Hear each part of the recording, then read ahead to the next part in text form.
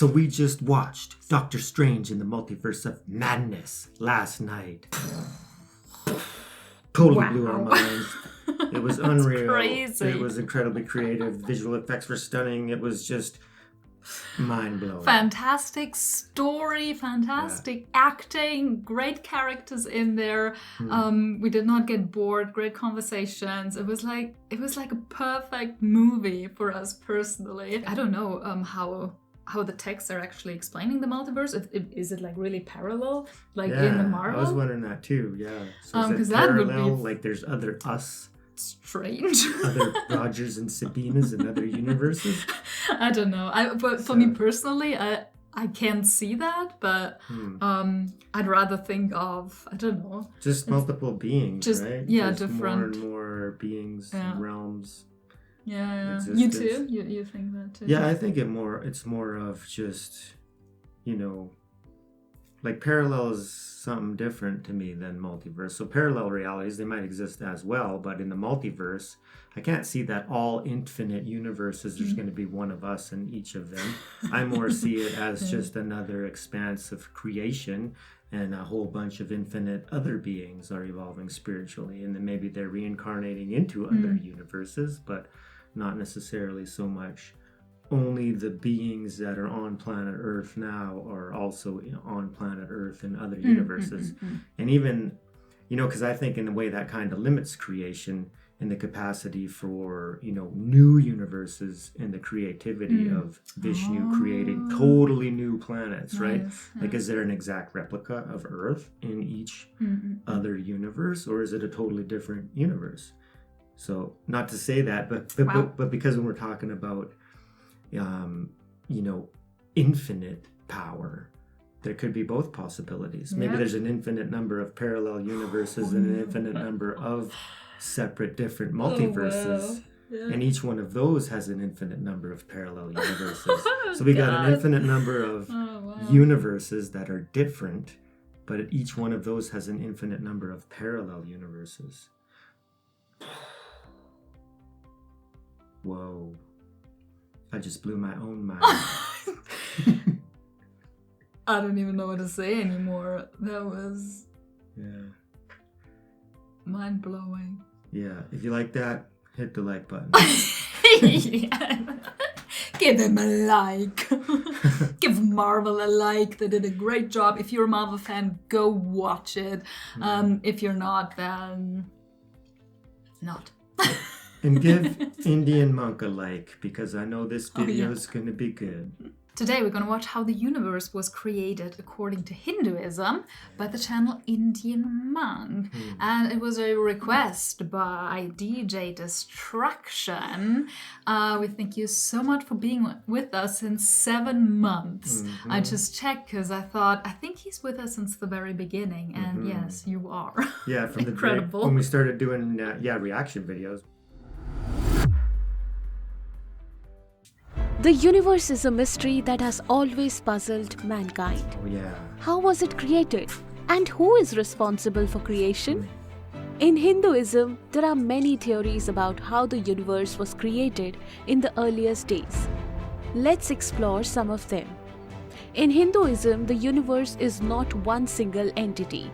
There are an infinite number of universes that are constantly being created and destroyed. Right. In other words, we live in a universe that belongs to a multiverse. A universe will ultimately die, but the multiverse lives on. Lord Vishnu is a personification of this multiverse.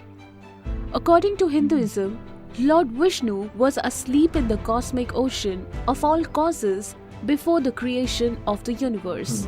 His bed is a giant serpent with thousands of cobra-like hoods. The universe was created in a triad of roles: creator, maintainer, and destroyer. Lord Vishnu is the maintainer.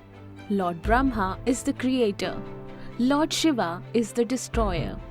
The universe was created through the actions of Lord Vishnu, who slept and let a lotus bloom from his navel. The lotus stem represents the creation of the universe, while Brahma is found at the flower's center and represents the creator. The time it takes for one universe to be created and the next one to end is also the duration of one breath of Lord Vishnu. When he exhales, thousands of universes come into being and a new Brahma is born in each one. But when Lord Vishnu inhales, all universes get sucked in and Brahma dies. Lord Brahma represents the universe that we live in. He creates all life forms and is responsible for the physical world that we live in. Lord Vishnu is the personification of the eternal multiverse. He is responsible for the continuation of life in all universes. Brahma is the representation of our temporary physical universe, while Vishnu is the representation of the eternal multiverse that exists forever without any beginning or end. The current universe represented by Brahma is not permanent. In fact, it's quite temporary. Brahma only lives for 100 years and then he dies and a new universe will be born. Now, let's talk about time measurements. Brahma lives for 100 years and each year of Brahma has 360 days. And we are currently on the first day of the 51st year of his reign. There are day and night. During the day, Brahma creates life, and during the night, all life he created is absorbed back into him. Therefore, we will only be there for this day of Brahma, which is the first day of his 51st year. But don't be sad. Let me promise you that this is quite a long day. Yug, large units of time. Think of Yug as a unit of time that is measured in thousands to millions of years. The Vishnu Puran, an ancient Hindu text, has details about these Yug measurements. A Mahayug is made up of 4 sub-yugs that are distributed in the ratio of 4:3, 3:2, 2:1. In a Mahayug, the Kali Yug is the shortest yug and lasts for 432,000 solar years, followed by the Dwapar Yug, which is twice as long as 864,000 years. Then there's Treta Yug at 12,96,000 years, and finally the Satyug, which is 17,28,000 years. So in all, a Mahayug on Earth lasts for 4.32 million years. Manvantar. The next major unit of time after a Mahayug in ancient Indian text is called Manvantar. At the beginning of a Manvantar, new life forms are created, and at the end of it, those life forms are destroyed. This is how the cycle of life goes on in the ancient Indian texts. One Manvantar is said to last for 71 Mahayug, or 71 multiplied by 4.32 million years. This works out to be around 306.72 million years in total. According to these ancient texts, all life on Earth will eventually be destroyed after 306.72 million years of evolution. Interestingly, around 252 million years ago, the Earth experienced its largest mass extinction event. Most species on Earth were killed, including nearly 90% to 96% of all insects. This was also the only mass extinction period of insects on Earth.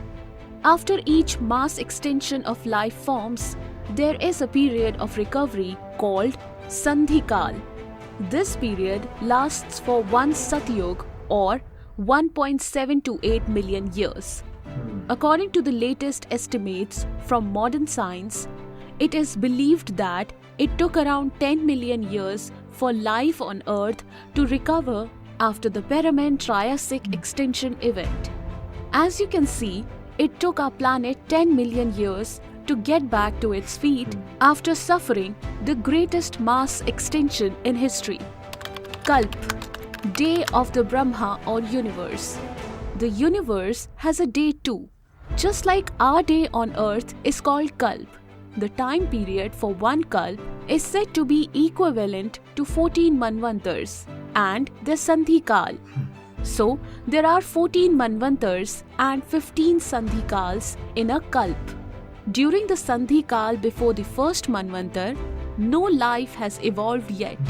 So, one Kalp equal to 14 multiplied by 306.72 million years plus 15 multiplied by 1.728 million years, which makes it one Kalp equal to 4.32 billion years. On the universal scale, one day is said to be 4.32 billion years long. This day is divided into a period of creation, where life forms are created, and a night period during which no creation takes place. Each of these periods is also 4.32 billion years long. In other words, one day of Lord Brahma on the universal scale is 8.64 billion years long. It's interesting to note that, according to modern scientific discoveries, the oldest life form on the earth is 4.28 billion years old. Mahakalp, Kalp, a unit at universal scale, is further extended with days and years similar on earth, so that a month at the universal scale is 30 Kalp, that is 30 universal days, and a year at the universal scale is 12 such universal months. This enables life forms to rise and fall in accordance with the karma they have earned. On the universal scale, 100 years are defined as the lifespan of a universe. This is called a Mahakalp. A universe is said to end at the end of its 100 years of age. So, the lifespan of an entire universe is 8.64 multiplied by 30 multiplied by 12 multiplied by 100 billion years, which totals to around 311.04 trillion years. The ancient Indian texts says that our universe is currently on the first day of its 51st year. During this day, we are in the Kali Yuga of the 28th Mahayuga of the 7th Manvantar. So, we have come to the calculation once again. According to ancient Indian texts, the age of the universe is 50 universal years plus 6 Manvantars plus 7 Sandhi Kal plus 28 Mahayuga. 50 universal years equal to 8.64 multiplied by 30 multiplied by 12 multiplied by 50 billion years equal to 155,520 billion years. 6 Manvantars. 6 multiplied by 306.72 billion years equal to 1,840.32 million years. 7 Sandhi Kal. 7 multiplied by 1.728 million years equal to 12.096 million years. 28 Mahayuga. 28 multiplied by 4.32 million years equal to 120.96 million years.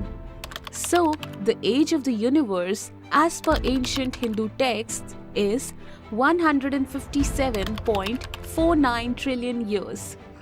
Modern science tells us that the universe is around 13.799 billion years old. However, ancient Indian texts predict a much longer timeline. Ancient Indian texts says that the age of the universe is around 311 trillion years. This video is only an attempt to appreciate the great scale of time on which ancient Indians were working. Wow. We do not come across any other ancient civilizations that talk in terms of billions or trillions of years of calculations with specific names given to such large periods of time. Like the famous American cosmologist Carl Sagan said in his book Cosmos, the Hindu religion is the only one of the world's great faiths dedicated to the idea that the cosmos itself undergoes an immense, indeed an infinite, number of deaths, and rebirths. It is the only religion in which the time scales correspond to those of modern scientific cosmology. Its cycles run from our ordinary day and night to a day and night of Brahma, 8.64 billion years long, longer than the age of the Earth or the Sun, and about half the time since the Big Bang. Wow. You know me, guys. You know me by now. Which means you know that it went woof right over my head. Yeah. It's like, what's going on? It's a lot of numbers. Yeah, when Sabina was giggling, it's not because she's, making fun of anything. It's just because she's laughing at herself and her incapacity to comprehend and understand these big numbers. And it was just a bit much for me. Yeah. What was this video about? The age of the universe. How the universe was created, according to Hinduism. But then it got into the ages. It was more about the ages. Yeah. A little bit about how it was created and then how old it is. Okay. But here's a fun fact.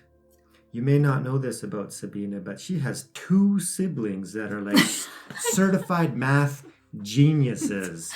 I thought of them too.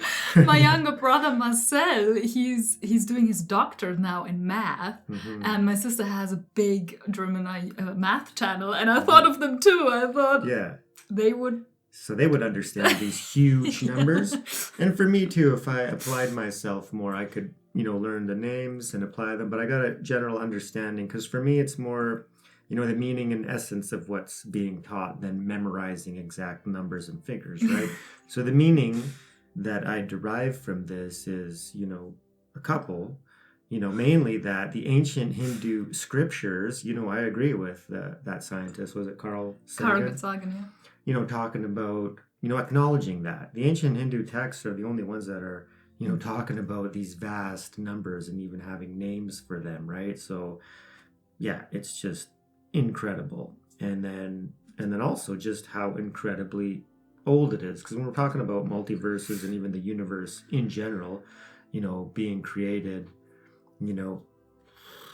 as an act of some divine deity or God, creating this and being omnipotent. And if you really comprehend what that means, omnipotent, omnipresent, omniscient, like these are just beyond our comprehension, and that there's infinite number of universes and they're all being created and destroyed, and a day of Brahman is like just an incredibly vast span of time, and it just shows us how insignificant we are as just little human specks. And then we think that we're so identified with who we are, when ultimately there's a higher reality that we can seek, and we have this most precious opportunity, right?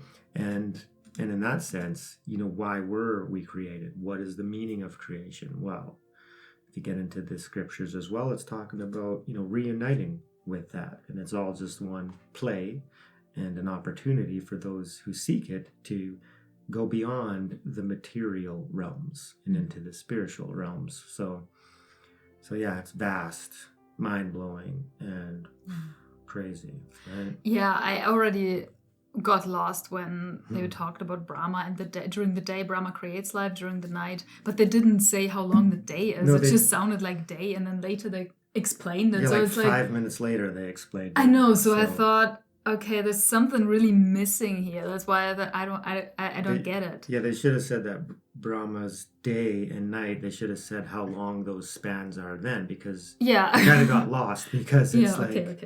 So Brahma's day is this huge, I think it's kind of like when Vishnu's out breath and the whole universe is created, and then the in breath is when it's destroyed. Possibly that's kind of how I understood it. But then it's talking about we're on the 51st day. Yeah. But he lives for 100 days. So that I'm not too sure if even I understand that correctly. So I'm always down and willing to read the extremely long comments.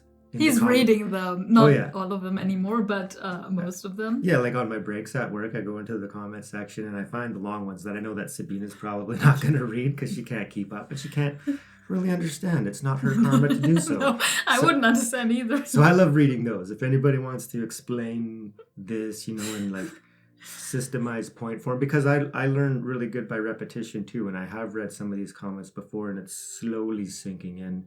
So I want to thank you all for the extra long detailed comments, and I'm sure other people watching our videos, you know, they go into these comment sections and they read these too, so it's benefiting so many people. So thank you so much to our dedicated commentators. And all of you, if you like this video, if you got any benefit from it, please hit that like button. Remember to subscribe. Really helps us out. And let us know what you think in the comments. And the most important thing, raise yourself. And raise the world. Thank you so much, everyone. And a very special thank you to all our members. We love you. Peace.